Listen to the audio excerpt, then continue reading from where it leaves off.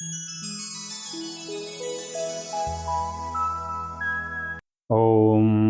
श्री लक्ष्मी देवी नमः। मैं पहले वीडियो में बताया 10 विद्याओं के संबंध में, तो मैंने बताया था उसमें कि 64 चेटक और 36 योगिन यक्षिणियाँ होती हैं। तो वैसे तो मैं बता दे रहा हूँ आपको कि ये समस्त पूरे कामनाओं को, पूरी इच्छाओं को, पूरी आवश्यकताओं को ही ये पूरा करती हैं। फिर भी जिसमें जिनको आवश्यकता है उस यक्षिणी का जाप ही करें, मत पूरा करें। मैं 36 यक्षिणी और 64 चेटक इन सबका मैं मंत्र बता दे रहा हूँ, जो मैं पूर्व वीडियो में बताया विधान कि कैसे कैसे उसकी तैयारी कर लेते हैं। अब उसके बाद वो माला ले करके और करेंगे। मैं क्रम से पहले ये जो 36 यक्षिणियाँ हैं उनका मंत्र बता रहा हूँ। 36 यक्षिणियों का मंत्र बता रहा हूँ। ये यक्षिणी अपने नाम के अनुसार फल देने वाली हैं। ओम ह्रीं श्रीं नित्यद्रवे मदविचित्रे श्री ह्रीं। ध्यान दीजिएगा, थोड़ा सा उच्चारण में सावधानी बरतिएगा। ओम ह्रीं श्रीं नित्यद्रवे मदविचित्रे श्रीं ह्रीं। ओम ह्रीं श्रीं नित्यद्रवे मदजनरंजिके श्रीं ह्रीं। ओम ह्रीं श्रीं नित्यद्रवे मदभीषणि श्रीं ह्रीं। ओम ह्रीं श्रीं नित्यद्रवे मदविशाले श्रीं ह्रीं। ओम ह्रीं श्रीं नित्यद्रवे मदमदने श्रीं ह्रीं। ओम ह्रीं श्रीं नित्यद्रवे मदतुष्टे श्रीं ह्रीं। ओम ह्रीं श्रीं नित्यद्रवे मदकालकंठ श्रीं ह्रीं। ओम ह्रीं श्रीं नित्यद्रवे मदमहाभये श्रीं ह्रीं। ओम ह्रीं श्रीं नित्यद्रवे मदमाहेन्द्र श्रीं ह्रीं। ओम ह्रीं श्रीं नित्यद्रवे मदशंखिनी श्रीं ह्रीं। ओम ह्रीं श्रीं नित्यद्रवे मदमेखले श्रीं ह्रीं। ओम ह्रीं श्रीं नित्यद्रवे मदशकले श्रीं ह्रीं। ओम ह्रीं श्रीं नित्यद्रवे मदलक्ष्मी श्रीं ह्रीं।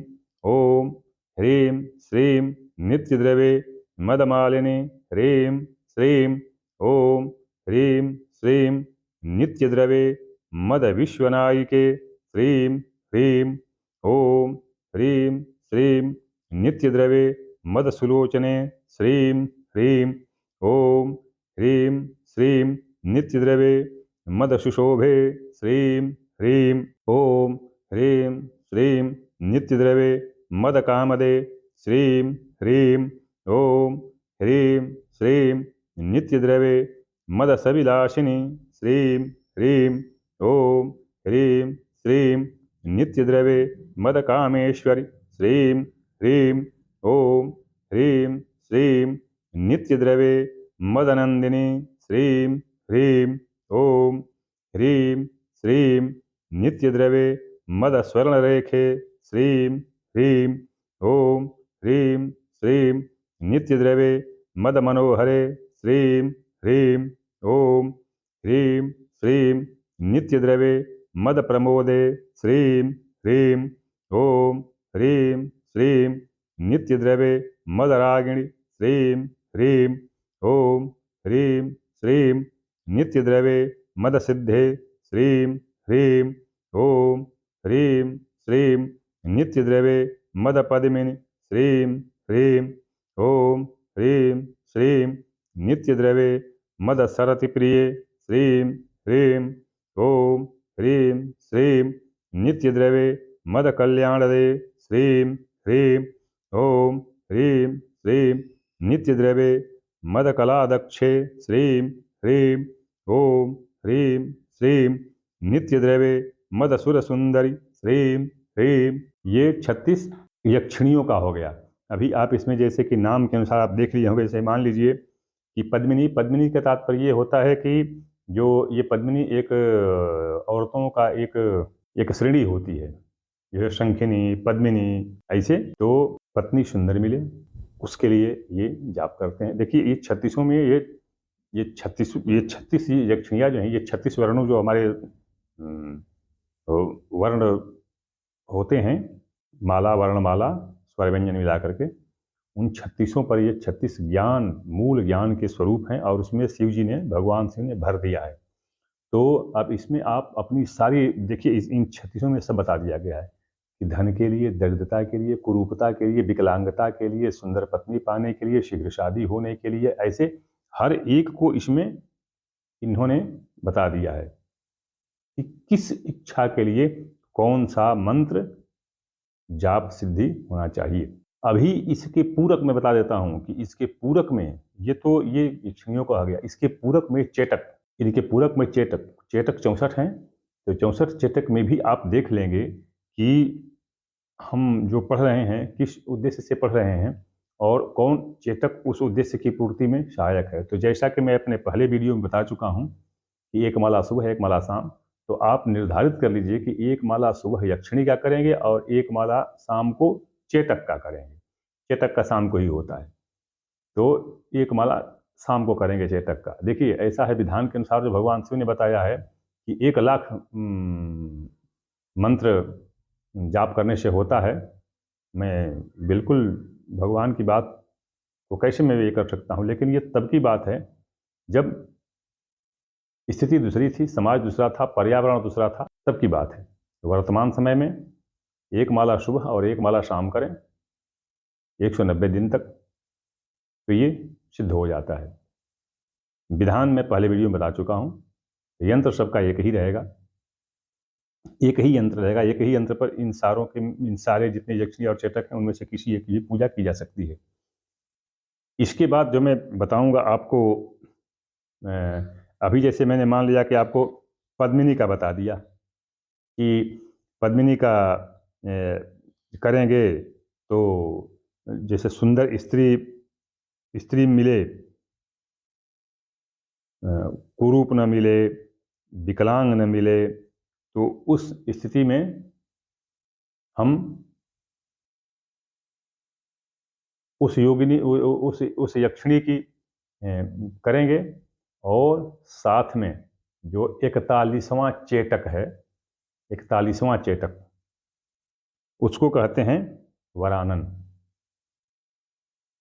उसको वरानन कहते हैं। तो वरानन चेटक के लिए क्या मंत्र होता है? ओम ह्रीं श्रीं मद नित्य द्रवे वराननम देहि श्रीं ह्रीं, 16 अक्षर के होते हैं। तो ये चेटक का हो गया और पहले वाला यक्षिणी का हो गया। तो इस तरह से करते, तो अब इसमें आप देख सकते हैं, निर्धारित कर सकते हैं कि हमको कौन सा करना है, तो उसका अनुपूरक मतलब उसके साथ मिलने वाला मंत्र को साथ में करते हैं। तो इस तरह से ये जो है, ये सबका बना हुआ। अभी क्या होता है कि आप कहेंगे कि यक्षिणियाँ तो 36 हैं, ये 64 हैं। यक्षिणियाँ 36 हैं, ये 64 हैं। तो ये 36 में, ये जो 36 के और कौन कौन से रूप हो सकते हैं, इन सारे रूपों को भगवान शिव ने रख दिया है कि यदि सामर्थ्य है आपके पास, सामर्थ्य मतलब ऊब नहीं सकते हैं, लगे रह सकते हैं, तो एक यक्षिणी का कीजिए, एक यक्षिणी का कीजिए और उसके और भी जो आपके उसके साथ लग सकते हों, जैसे उसके साथ जो लग सकते हैं। मैं अभी आपको बताया कि पद्मिनी का जो यक्षिणी पद्मिनी है, तो पद्मिनी यक्षिणी के साथ एक तो मैंने वरानन का बता दिया। वरानन के साथ जैसे मान लीजिए आपका उसके साथ, पद्मिनी के साथ एक वरानन चेटक का हो गया। फिर उसके बाद आप एक मणिभद्र का कर सकते हैं, मणिभद्र का कर सकते हैं। उसके बाद आप मदनालसा का कर सकते हैं। उसके साथ आप मनोहर का कर सकते हैं। उसके साथ आप कौतुकी का कर सकते हैं। इस तरह से ये आप उसमें देख सकते हैं। तो सुबह वाला यक्षिणी का और शाम वाला 1 2 3 4 चेटक का, आपको जो भी है सामर्थ्य है वो आप कर लें। तो इस तरह से ये 64 चेटक हैं। 64 चेटक कौन कौन है? 64 चेटक विभ्रम, वाहक, वीर, विकर्ष, कोरक, कवि, सिंहनाद, महानाद, सुग्रीव, मरकट, शठ, विरालाक्ष, विरालास्य, कुमार, खेचर, भव, मयूर, मंगल, भीम, दीपिवक्त, खरानन, मातंग, निशाचारी, विषग्राही, वृकोदर, शैरिभास्य, गजमुख, पशुवक्र, मृगानन, क्षोभक, मणिभद्र, क्रीडक, सिंहवक्र, श्येनास्य, कंकवदन, काकास्य, हयवक्र, महोदर, स्थूलशिरा, विकृतास्य, वरानन, चपल, कुक्कुटास्य, मायावी, मदनालस, मनोहर, दीर्घजंघ, स्थूलदंत, दशानन, सुमुख, पिंडित, क्रुद्ध, वराहास्य, सटामुख, कपट, कौतुकी, काल, किंकर, किंतव, खल, भक्षक, भयद, सिद्ध, सवर्ग। यह जो है 64 आपके चेतक है। इन 64। अच्छा, दूसरी बात, जो भी जितने भी मंत्र मैं पढ़ा हूँ, आप एक बात ध्यान रखे होंगे, जैसे पहले क्या आता है, पहले के मंत्र में क्या आता है, जैसे ओम के बाद कौन सा बीज आता है, शुरू करते हैं मंत्र का कि ओम, तो ओम के बाद कौन सा आता है पहले बीज, तो पहले आता है ह्रीम, फिर आता है श्रीम। ठीक, ह्रीम श्रीम। और जब ये मंत्र पूरा होता है तो अंत में क्या आता है, उसके विपरीत। देखिए, इसमें पहले हो गया ह्रीम श्रीम, और उसके बाद वाला हो गया विपरीत क्रम में श्रीम ह्रीम। पहले ह्रीम श्रीम से शुरुआत और श्रीम हीम से समापन। मंत्र में ये ध्यान रखना है कि विपरीत क्रम है, तभी ये अनुपूटित होते हैं, मंत्र तभी अनुपूटित होते हैं। अब ह्रीम श्रीम की जगह श्रीम ह्रीम कहेंगे तो अनुपूटित नहीं होगा, जैसे दरवाजा खुला रहेगा और कोई निकल के भाग जाएगा, इस तरह से। तो ये आगे पीछे बंद होता है। तो शुरू में ओम ह्रीम श्रीम और अंत में श्रीम ह्रीम, इस तरह से ये इसका पाठ होता है। तो अब आपको निर्धारित कर लेना है कि मुझे कौन सी यक्षिणी और कौन कौन से चेटक करने हैं, उस हिसाब से आप इसको करेंगे। मैं ये बता दूं कि जैसे अगर किसी की इच्छा हो, लेकिन तो समय लगेगा, वरना मैं इसका एक एक प्रति लिख करके और भेज भी देता, लेकिन समय लगेगा और उतना समय मिलना मुश्किल है कि सबको मैं भेज पाऊँ।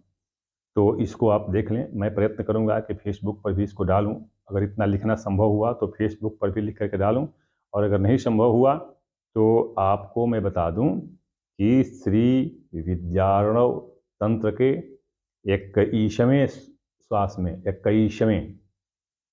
21वें श्वास में इनका वर्णन है। आप चाहें तो देख सकते हैं। यह महाविद्यारणव तंत्र आपको जो हस्तलिखित है, तो जो उधर के रहने वाले होंगे, पंजाब या जम्मू कश्मीर के रहने वाले होंगे, तो उनको तो सुलभ हो सकता है, क्योंकि ये महाराजा गुलाब सिंह के जो पुराना घर है उसी में एक हेमल भट्ट हैं, उन्होंने इसको अपने पास रखा है। इसकी कथा तो बड़ी लंबी है कि महाराजा गुलाब सिंह के समय में जो उनके धर्माधिकारी हुआ करते थे, तो उनके पास प्राचीन प्रतियां थीं, लेकिन जब क्रमशः यवनों म्लेच्छों का उपद्रव होने लगा, गैर हिंदुओं का जब उपद्रव होने लगा और भारत में उनका मुश्किल हो गया रह पाना, तो उन्होंने क्या किया, हेमल भट्ट के पिता यदु भट्ट, उन्होंने क्या किया कि जितना हो सका मूल ग्रंथ, ये तंत्रों की मूल ग्रंथ ले करके और चले गए लंदन। हारसेस्टरशायर उनका पूरा अगर आप देखेंगे तो लिखा होगा, वो लेके चले गए। तो कुछ भिन्न छूट गए, कुछ लेके चले गए, और अभी जब सब कुछ बराबर हुआ तो वो लेकर के आए। और वही एक ऐसा स्थान है जिनको मैं आपको बता दूं कि वहाँ पर डल झील के पास एक शंकराचार्य का मंदिर है, बहुत ऊपर है, वहाँ पर मेरी फौज लगी हुई है, फौज का वहाँ पर एक डेरा है। तो शंकराचार्य का मंदिर है, उसी के नीचे करण सिंह का घर है, जो राजा है वहाँ के, करण सिंह का घर है, और उसी के पास अब्दुल्ला साहब का भी घर है। और वहीं पर फौजी छत्र छाया में वहीं पर ये महाराजा गुलाब सिंह का भी प्राचीन महल है, ठीक पहाड़ी के नीचे। एकमात्र वो ऐसे हैं जो इन ग्रंथों को रख रखा करके मतलब रखे हैं। लेकिन क्या बताऊं, वो ग्रंथ जो हैं इतने पुराने जीर्ण शीर्ण हैं कि उनका चाहे फोटो स्टेट कराना तो जहाँ ज्यों ही मुड़ेंगे वहीं पर टूट जाएंगे। और वो पुस्तक टाइप में नहीं, पुस्तक के प्रकार में नहीं है, वो एक एक पेज अलग अलग है। लेकिन एक बात अवश्य है कि अगर कोई चाहे वहाँ पर तो उसका मोबाइल वगैरह से फोटो, तो मोबाइल में फोटो ले सकता है। जब मैं वहाँ पर था तो मोबाइल वगैरह की सुविधा नहीं थी, उस समय मोबाइल वगैरह की सुविधा नहीं थी, तो फोटो ले सकता है, लेकिन उसका फोटो स्टेट नहीं हो सकता है। मैं तो कहूँगा कि पता नहीं सरकार क्यों चुप है, ऐसे ग्रंथों का हो तो वो कॉपी कर करके बना देना चाहिए। फिर भी पता नहीं क्यों, मुझे नहीं पता कि क्यों इसमें है, रुचि नहीं ले रही है या क्या है, जो भी हो। तो अगर वहाँ पर चाहें तो उन लोगों को आसानी से यह सुलभ हो सकता है। थोड़ा सा जो वहाँ के जो कर्मचारी हैं उनसे थोड़ा मिलना जुलना, उनको मिला करके करना पड़ता है। ये इसका अंतिम संस्करण 1941 में एमएस कौल के द्वारा निकाला गया था, जो बेचारे बहुत प्रयत्न किए थे और उन्होंने निकाला था इसको। वो भी 1941 में वो प्रिंट कराए थे, कहीं ब्रिटेन वगैरह से कहीं से प्रिंट कराए थे। तो वो एक प्रति है, लेकिन जो मूल जो है, जो जिसको मूल कहते हैं हस्तलिखित, वह जो है वो बड़ी जीर्ण शीर्ण अवस्था में है। मैं कोशिश करूंगा, अगर ढूंढूंगा मेरे पास कहीं कोई कैमरे से लिया गया फोटो अगर कहीं कोई होगा तो मैं उसका फोटो दूंगा आपको देखने के लिए कि कैसी बदतर स्थिति में वहाँ पर पड़ा हुआ है। जो भी हो तो वहाँ पर उनको मिल सकता है। शेष मेरे लिए जो है, अगर मुझे संभव हो सका उतना, अगर यत्न कर सका, कोशिश कर सका, समय मिल पाया तो मैं उसका भी फोटो दूंगा। जैसा कि मैं आपको बता चुका कि अभी धान की फसल कट चुकी है, गेहूं की बुआई शुरू होने वाली है, तो मैं अगर उसमें व्यस्त हो जाऊंगा तो ये सारा धंधा मेरा बंद हो जाएगा।